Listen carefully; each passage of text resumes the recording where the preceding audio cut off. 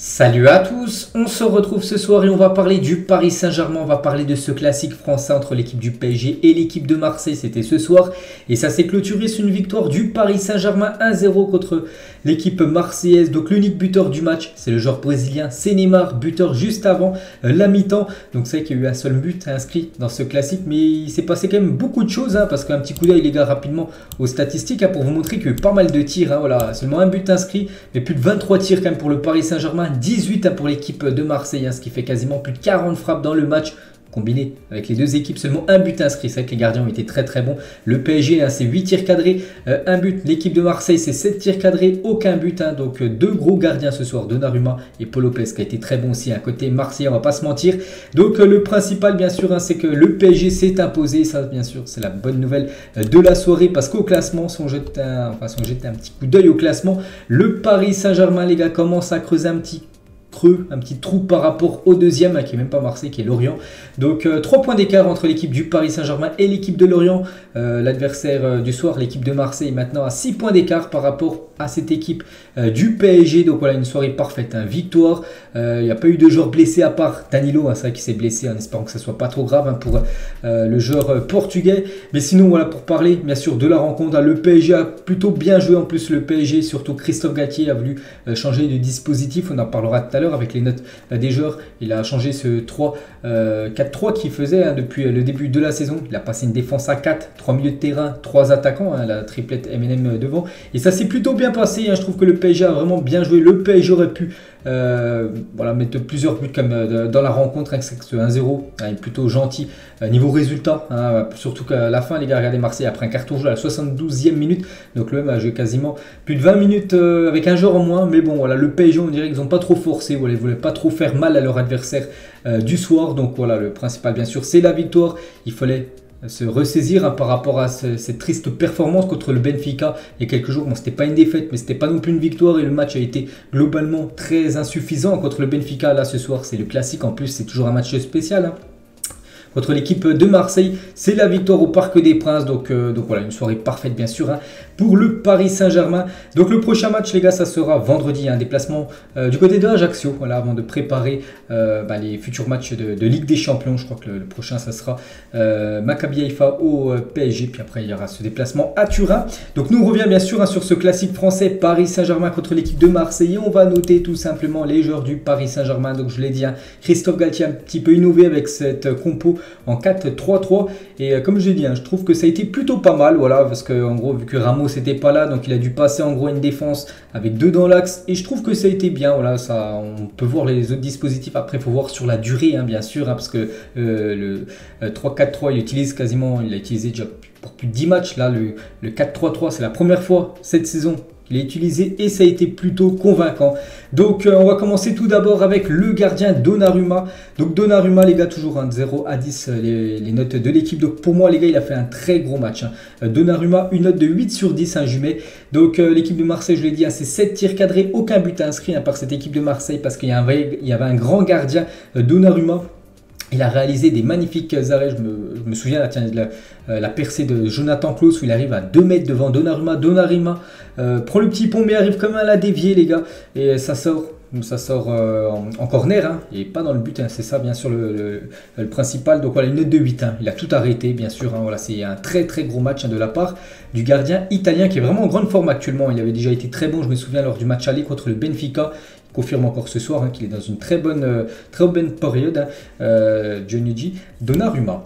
On passe à Juan Bernat les gars sur ce côté gauche. On sait que Bernat actuellement il est tout le temps titulaire vu que Nuno Mendes est actuellement blessé. Donc Juan Bernat les gars pour sa note ce soir, je lui mets une note de 6 les gars. Match satisfaisant de Juan Bernat. Il a un petit peu attaqué, on l'a pas non plus vu voilà, vraiment en mode offensivement ce qu'on lui demande bien sûr à chaque match.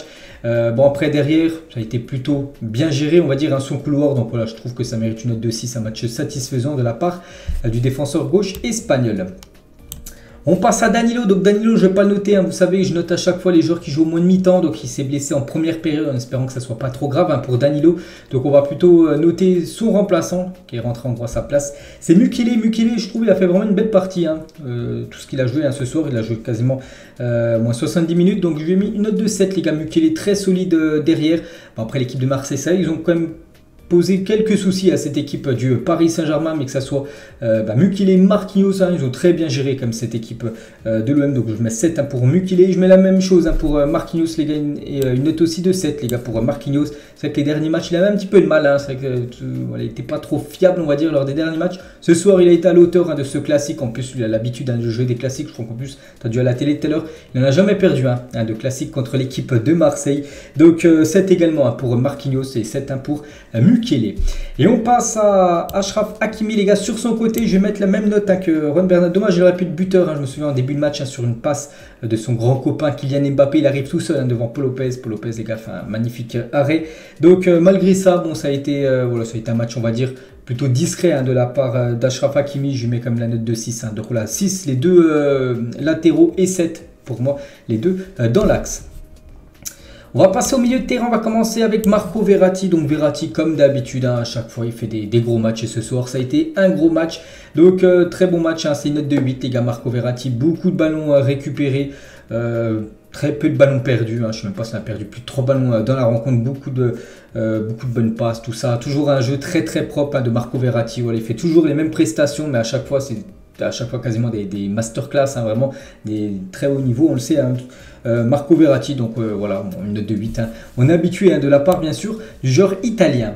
Lui, les gars, c'est quand même une grosse surprise, hein, Fabien Ruiz, parce qu'il a fait un énorme match. Et pour moi, vraiment, s'il faut choisir un homme du match, je mettrais Fabien Ruiz, hein, qui a fait une énorme prestation. Donc également une note de 8 hein, pour Fabien Ruiz.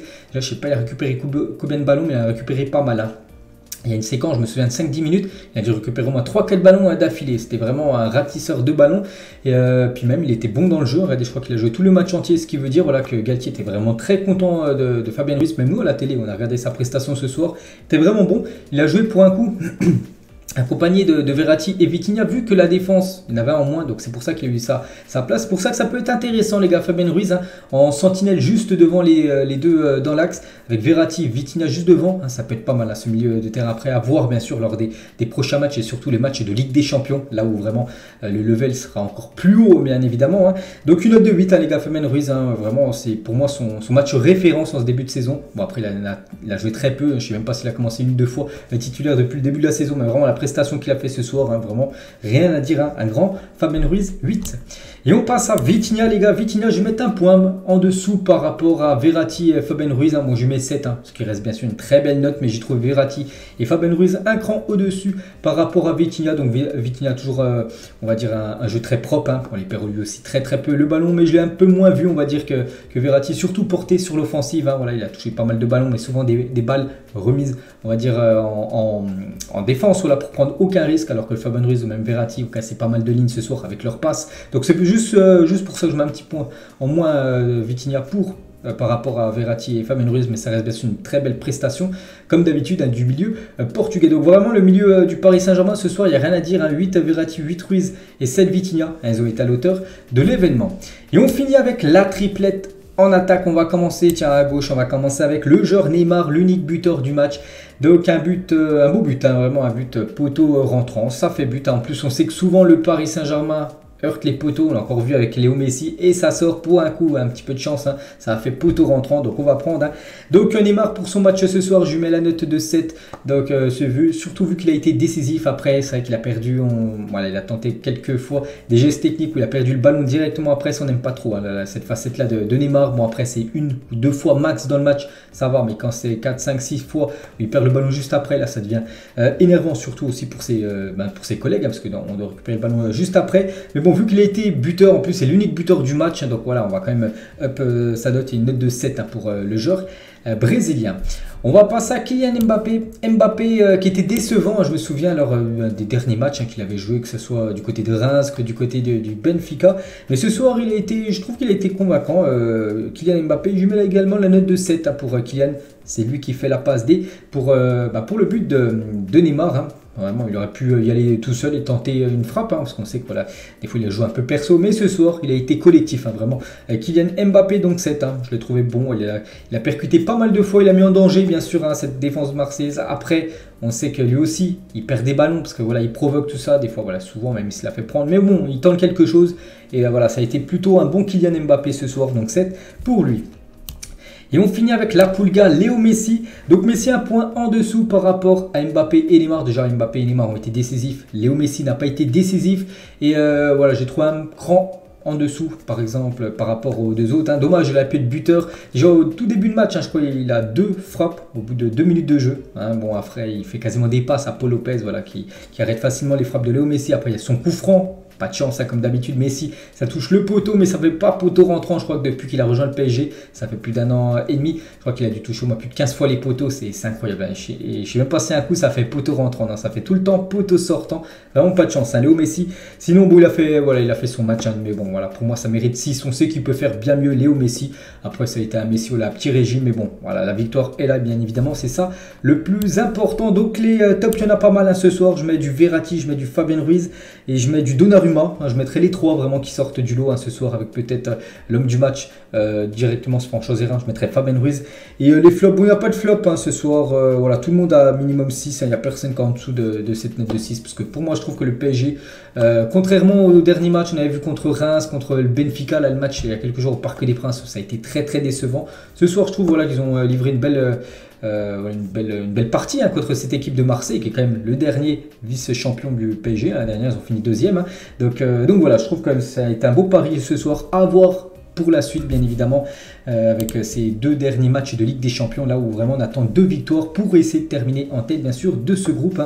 Pour la suite de la Champions League. Donc voilà les gars ce que j'avais à dire ce soir concernant ce PSG Marseille, le classique français. N'hésitez pas à mettre en commentaire ce que vous avez pensé du match pour ceux qui veulent. Puis nous voilà. Donc allez, moi je vous laisse les gars, bonne soirée à vous. On se retrouve demain les gars sur cette chaîne. Il y aura beaucoup d'infos concernant cette rencontre. Allez, ciao à tous, bonne soirée à vous et à demain.